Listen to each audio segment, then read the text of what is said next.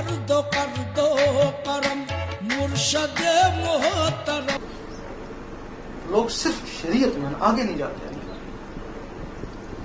अब उसकी वजह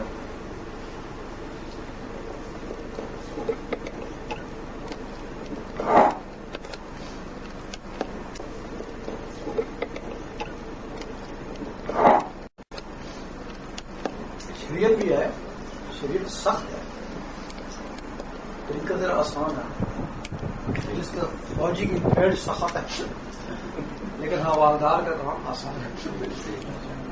आगे जो कर्नल उसका और भी आसान है। शरीयत सख्त भी शरीयत है, लेकिन वो फौजी आगे कोर्स नहीं करता है ना। जब कोर्स नहीं करता सारी उम्र परेड ही करता रहेगा ना। अब ये नमाज ही पढ़ता है, अब आगे इस रास्ता नहीं पता। अगर इसको बता दिया जाए कि ये भी मंजिलें हैं, तो इस 10 में से हो सकता है कोई एक आदमी हो जिसको अल्लाह की तलब,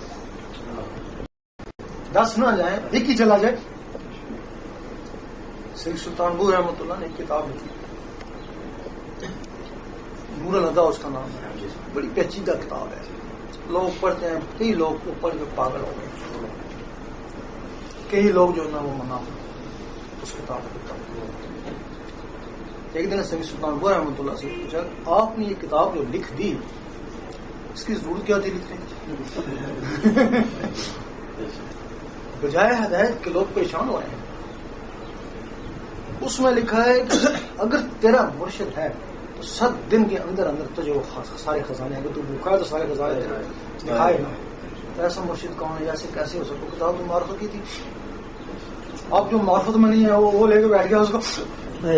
वो मुर्शिद ये चीज तलब करता है जो मार्फत वाले ने तलब करनी थी, वो तो गया ना।